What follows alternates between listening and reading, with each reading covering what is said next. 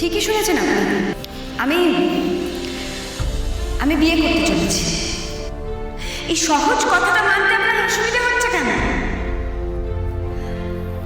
আপনিও তো আপনার স্ত্রী মারা যাবার পর দ্বিতীয় বিয়ে করেছেন। খুব সুখী দাম্পত্য আপনাদের। বিদেশে গিয়ে আপনারা সংসার করেছেন।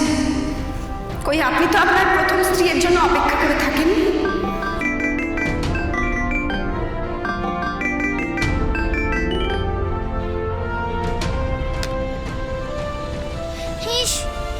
রাগী আঙ্কেল তো ফোন ধরছে না, কিন্তু রাগী আঙ্কেল তো বলল যে কথা বলতে ইচ্ছা করলে ফোন করতে।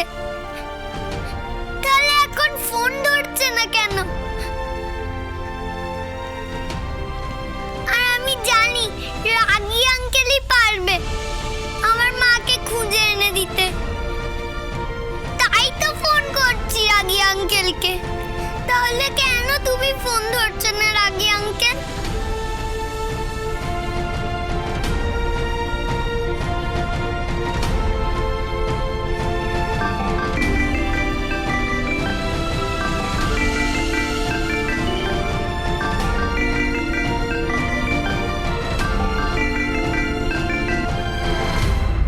হ্যালো। এই তো ফোন ধরেছে। হ্যালো রাগী আঙ্কেল, আমি আরুষি বলছি। আরুষি, আমি তোমাকে পরে ফোন করছি। না না, আমার খুব দরকার, তাই তো আমি ফোন করেছি। রাগী আঙ্কেল মাকে পাওয়া যাচ্ছে না। তুমি প্লিজ একটু গোটকে বলে দিয়ে আমার মাকে আমার কাছে এনে দেবে গো। রাধাকে পাওয়া যাচ্ছে না? কি বলছো তুমি? সত্যি কথা বলছি, মা সেই কালকে সকালে বেরিয়েছিল, এখনো আসেনি। মা আমাকে কোনোদিনও একা রেখে কোথাও চলে যায় না। তাহলে আজকে কেন চলে গেল? তুমি পারবে আমার মাকে খুঁজে এনে দিতে?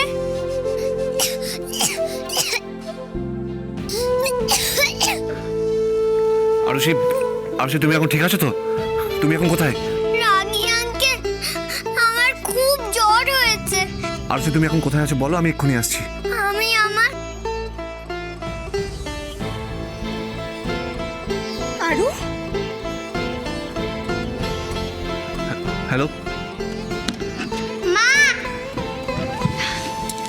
এই তো শোনা, মা এসে গেছে। আর কিচ্ছু হবে না বাবা, সব ঠিক হয়ে যাবে। এই গলাটা তো দেখি, এক্ষুনি জ্বর কমে যাবে মা। মা চলে এসছে তোমার কাছে। আর মেয়েটার কপালে লেগেছে। তুমি আমাকে কেন ছেড়ে চলে গেছিলে মা? বলবো শোনা, তোমাকে সব বলবো পরে। কিন্তু তুমি মা যখন নেই তখন লক্ষ্মী হয়ে কেন থাকুনি? কেন তুমি এত বায়না করেছো, কান্নাকাটি করেছো? এতে তো তোমারই কষ্ট হয়েছে, তাই না? আমার শুধু তোমাকে চাই মা। আমার সোনা মেয়ে। হ্যালো, হ্যালো, হ্যালো, হ্যালো, শুনতে পাচ্ছ? গলাটা কেমন চেনা চেনা মনে হচ্ছে।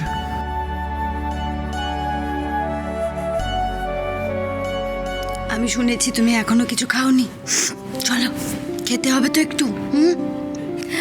অনুশ্রী, তুমি ওকে আমাকে দাও, আমি ওকে খাইয়ে দিচ্ছি। তুমি এইমাত্র এলে, একটু রেস্ট নাও। এই যে দুষ্টু মেয়ে, চল। সারাক্ষণ মা কোথায় মা কোথায় করে মাথা খারাপ করে দিচ্ছিল। চল। এই হাসিটা এতক্ষণ কোথায় ছিল?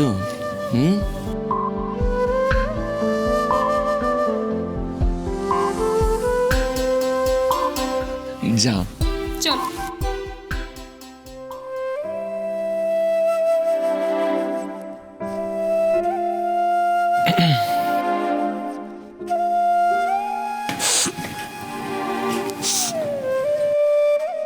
Hello, hello.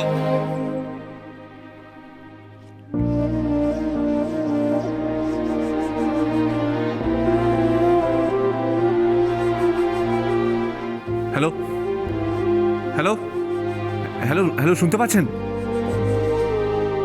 Hello hello, Arushi শুনতে পাচ্ছ? हाँ बाबू, मैं राधा बोल रही हूँ। इधर सब कुछ ठीक है, आप चिंता मत कीजिए। হ্যাঁ হ্যাঁ,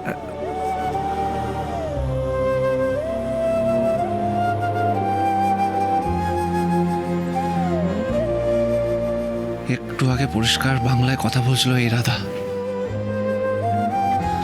আর গলাটাও যেন হুবহুব হীরার মতো লাগছিল।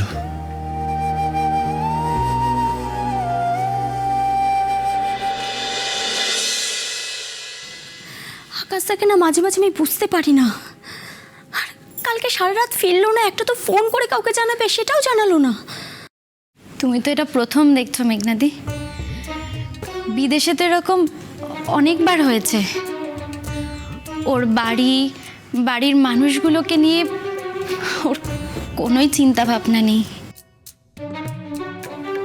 আচ্ছা মেঘনাদি, তুমি তো ওকে দাদা বলে ডাকো, তুমি ওকে বোঝাতে পারো তো ওর তৃষার বাবা হিসেবে ওর একটা রেসপন্সিবিলিটিস আছে। তৃষার বাবাকে প্রয়োজন মেঘনাদি, ওর বাবার ভালোবাসার প্রয়োজন। জানো তো মেঘনাদি, তৃষা সবসময় ওর বাবার থেকে রাগ মেজাজ খারাপ ব্যবহার পেতে পেতে ও বড্ড জেদি হয়ে যাচ্ছে, বড্ড রাগী হয়ে যাচ্ছে। আমি ওকেও দোষ দিতে পারি না, ও তো ছোট বলো। ওকে আমরা এখন যা শেখাবো ও তো তাই শিখবে। যেভাবে বড় করবো ও তো সেভাবেই বড় হবে, তাই না? কি দিতে পেরেছি বলো তো আমরা ওকে? ভালোবাসা কি ও সেটাই জানলো না। সব সময় ওর থেকে খারাপ ব্যবহারগুলো দেখতে দেখতে না ও তাতেই অভ্যস্ত হয়ে গেছে গো।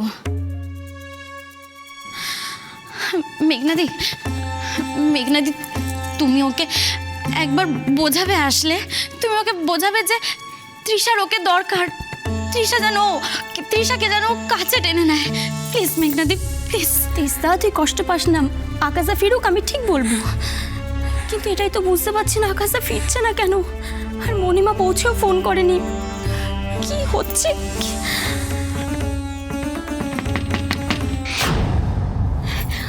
আকাশা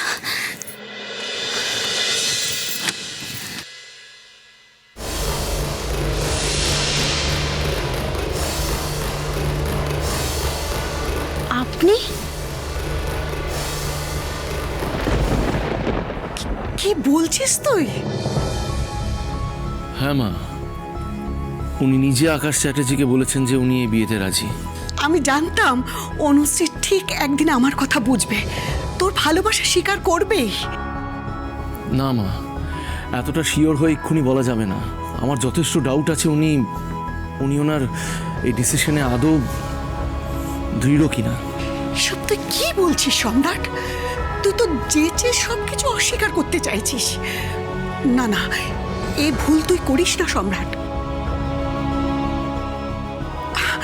আমার মনে হয় ও বুঝেছে তোর ভালোবাসা, তাই ও রাজি হয়েছে। এখন জানিস তো আমার এত এত আনন্দ হচ্ছে, কি বলবো, মনে হচ্ছে এক্ষুনি সবাইকে ডেকে এই সুখবরটা দিয়ে দিই। না মা, আমি এখন আর কোনো তাড়াহুড়ো করতে চাই না। চুপ কথা